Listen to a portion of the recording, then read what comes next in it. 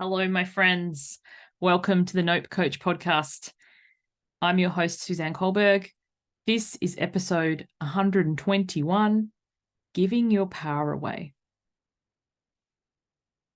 For the purposes of today's episode, I'm going to use weight loss, or what I like to call weight release, as an example. And even if you yourself haven't been on a weight release journey, I'm sure you know somebody who has. And I think giving a specific example of this topic will help highlight where in your life have you inadvertently been giving your power away. So for most of my life, I have been on one diet or another, starting from age 4 until I finally quit dieting at age 30. So I've written an entire book about this called The Beginning is Shit, an unapologetic weight loss memoir. It's available from most places where you buy books, but I suggest you type Suzanne Culberg on your search, not The Beginning is Shit, because there's an asterisk in the title, makes it hard to find on Tidal. So and I'm speaking from personal experience here. You may have had a different experience, and I'm open to hearing about your experience. So if you're watching this on YouTube, leave me a comment in the comments section, and I'd love to hear your take on this. So my personal experience is whenever I joined a diet, whether it be Weight Watchers, Tony Ferguson, Jenny Craig, Body Trim, you name it, I feel like I've done it. I've tried every diet I've heard of, and many I wish I hadn't. And what I would do is initially I would have great success, and I would give my power away to the diet. What I'd say is when I'm on Weight Watchers, when I'm on Tony Ferguson, when I'm having these shakes, I can lose weight. And then the moment that I stopped and I gained all the weight back with interest, I would be like, Weight Watchers works, but I'm the fat, lazy fuck who can't keep it together. And I was giving my power away, my success, my achievements, my results to the program, and then taking all the responsibility when I invariably fell off the wagon.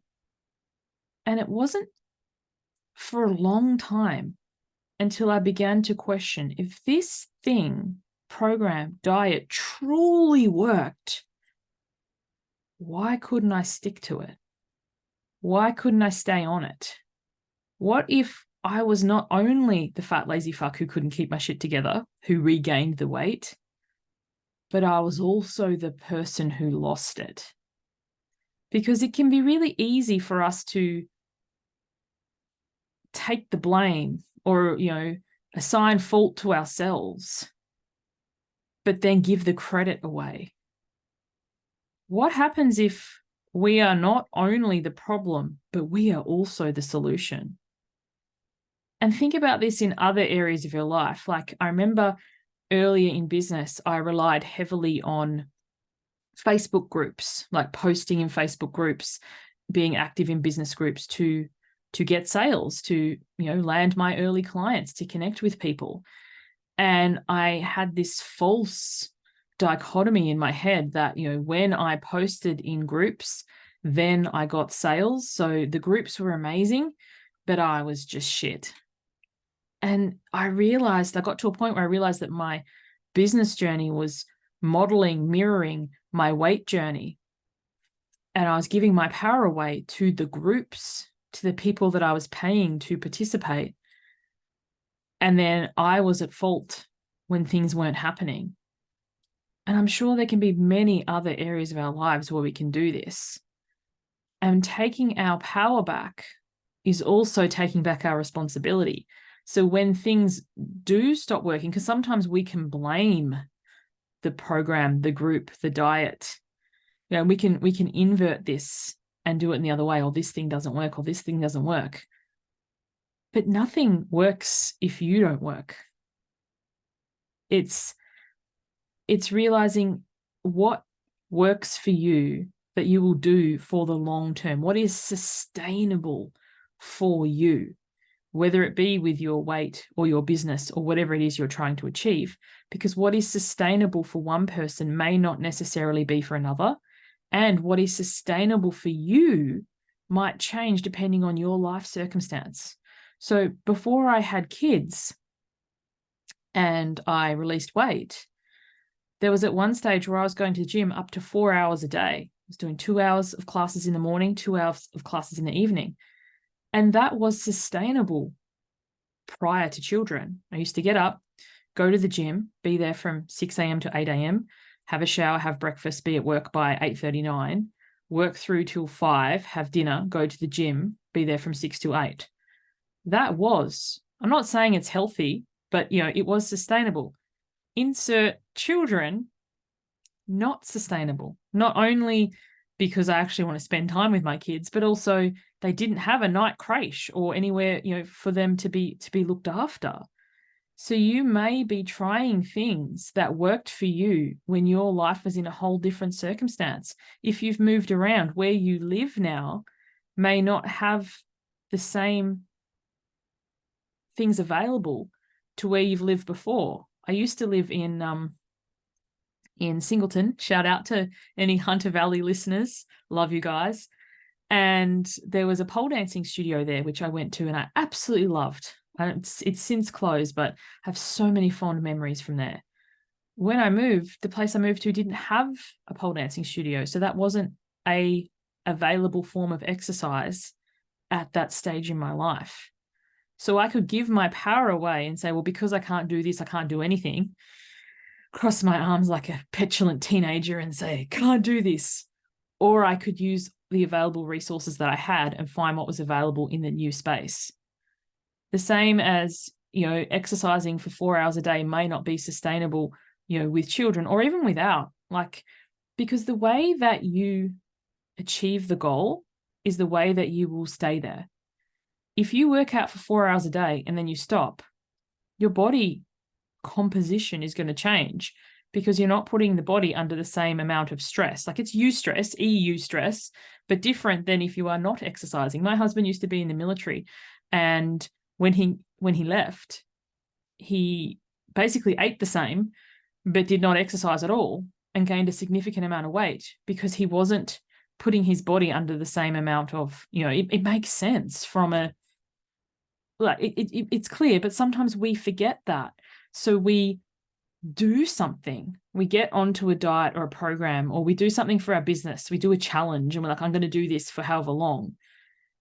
And then we stop doing it and the leads dry up or the clients dry up or whatever. And then we blame ourselves where the activity that we were doing was never meant to be done forever. There is you can't expect long-term outcomes to a short-term solution. And, is the thing that you're doing knowing that it's going to be a quick thing, a momentum boost? And is it truly a momentum boost? Back to weight loss. I know I'm circling around here, but I trust that you guys are following me.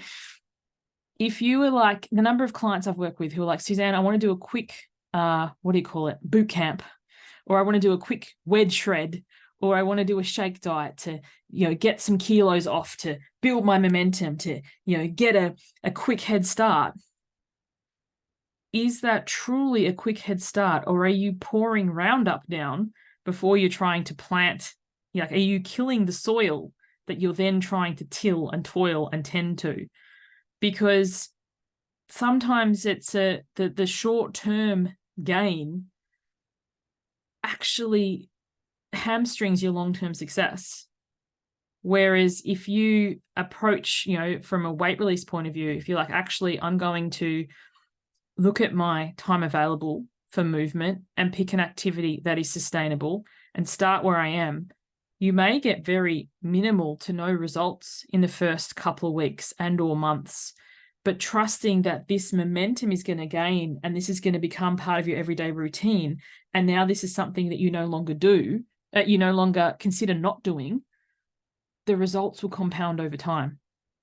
So in the program, one of the programs I run called the Mighty 90, it's about 90 days of daily mindset activity, minimum 5 minutes each day, every day.